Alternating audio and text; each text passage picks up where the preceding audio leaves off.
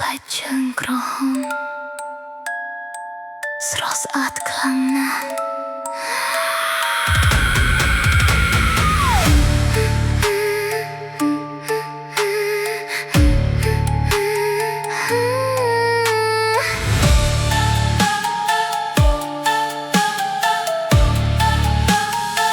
នៅក្រោមពន្លឺភ្លើងស្រទន់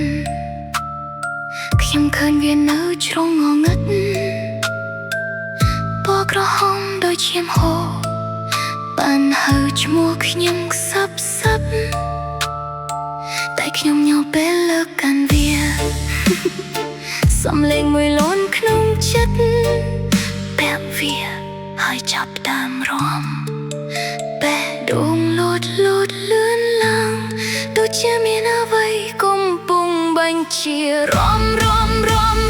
មិនអាចឈប់រំជើងគេចាប់រំ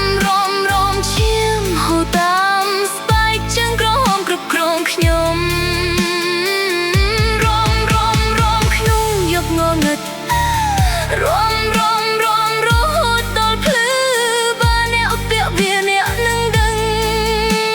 គ្មានរណាអាចបញ្ឈប់ភ្លឺទៅតែខ្លាយជាឆាស្រក់មួយភ្នែកមើលពីស្ពេញតន្ត្រីមកពីទីងងឹតបញ្ជាឲ្យរាងកាយខ្ញុំរំជើងរពោះតែវាមិនឈប់ទឹកភ្នែកលីជាមួយឈាមយំស្រែកតែគ្មានអ្នកលឺសំឡេងសាច់នៅពីក្រោយអ្នកពាក់វាហើយគេចមិនផុតរំមិនអាចឈប់រំជើងគេចាប់រំឈាមហូរតាមស្បែកជើងក្រហមគ្រប់គ្រងខ្ញុំរំខ្ញុំយកងងឹតរំរហូតដល់ភ្លឺបើអ្នកពាក់វាអ្នកនឹងដឹងគ្មានរណាអាចបញ្ឈប់